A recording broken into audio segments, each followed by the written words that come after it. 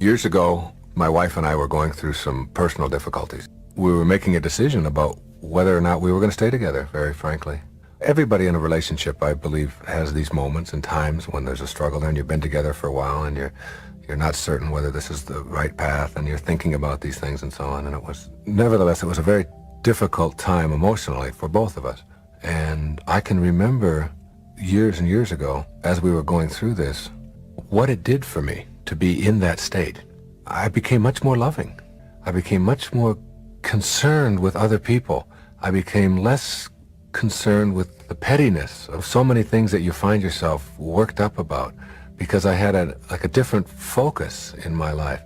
And I can remember thinking, as we resolved it and got back closer together, and today are very close and very loving together, looking back on that time as like something that I had to go through at that time. And that what it did is it helped me to see how absurd it is for us to be focused on the minutia of life. Whether or not the walls are clean, or whether or not the toys are put away, or whether or not your food is prepared on time, or whether somebody is late with something, or whether the phone doesn't ring or does ring or whatever. Like, all of those things are so minute in contrast to what you're really struggling with. And then what it also helped me to do in terms of getting this big picture was to look at some of the things that other people were going through, some of the problems and difficulties that they were having. Very often when something goes wrong in somebody else's life that we're close to, one of our parents gets ill, there's an accident of some kind. When Marilyn had that accident, I can remember how it affected me. And it gives you pause to remind yourself that you have a lot to be thankful for, and that you have a very powerful mind here that can make anything happen that you want to happen, as long as you keep yourself centered or keep yourself focused. I was able to shift from all of those petty little things. I can remember I was doing a show out in Seattle at that time that I was going through that tough period. And somebody asked me a question that 6 months before I would have answered sort of flippantly, sort of smart-alecky. It wouldn't have given it the attention that it deserved. I would have thought of it as perhaps too trivial. And I can remember looking into the woman's eyes who asked me the show. I was on a TV show out there in Seattle, and thinking, because I was struggling at that time, I became much more compassionate towards this person, much more tuned into the pain that they were feeling, even though it seemed trivial in comparison to what I was. And it allowed me to get to be more loving. And then I look back on that now and I think, well, that's what I had to learn. That's what it was for, that there's a purpose in everything. And that perhaps one of the things that I had to learn 8 or 10 years ago was how to be more compassionate. And perhaps the only way I was going to learn how to be more compassionate was to have to go through some of this stuff myself. So, like, you can do that. You can do that now in your own life. Know that there's a lesson in this for you. Know that there are no accidents in this perfect universe. And know that the deep troubles that you may be experiencing or may be hard for you have something in them for you. And that there's a secondary purpose to them.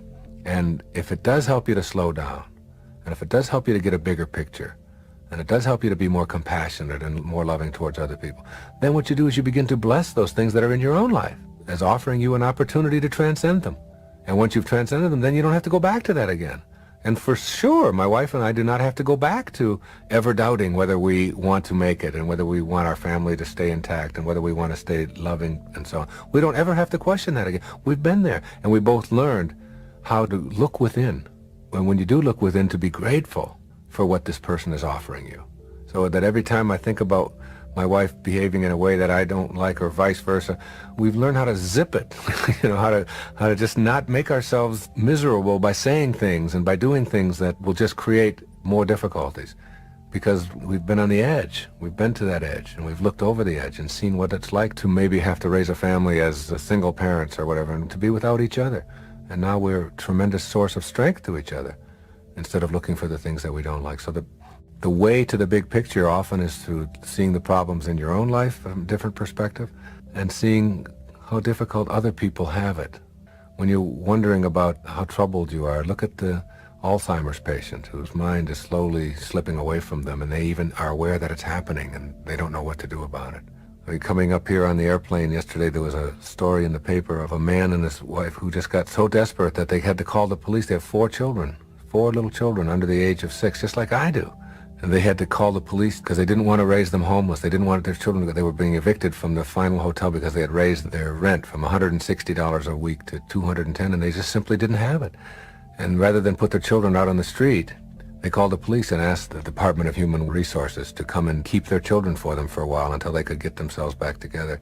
And I thought, my goodness, I mean, what kind of problems of mine could even be anything near what it must be like to be faced with the idea of having to go out on the street with my children, my little babies. And these were little babies. One was 3, one was 4, and one was 5. Just tiny little children to be out on the streets, on the cold streets.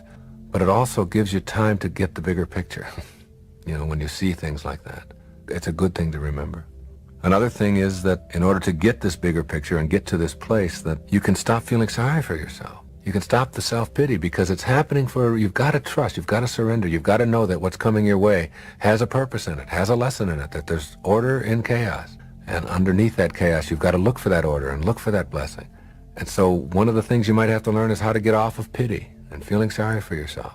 And one of the ways to do that is to start focusing on doing something new, doing something different, keeping yourself out. I found myself getting more wrapped up in giving talks because my talks improved, literally improved when I was going through that struggle. And so did my writing, because I was just experiencing more compassion for myself. The way to experience that compassion is to get yourself focused, get yourself on something, doing something. The other thing, when you are concentrating on something else, or when you are doing something else, your mind can't be on what is wrong. And when you get your mind off of what is wrong, you get it on what is right. What is right is what expands, and what is wrong tends to go away.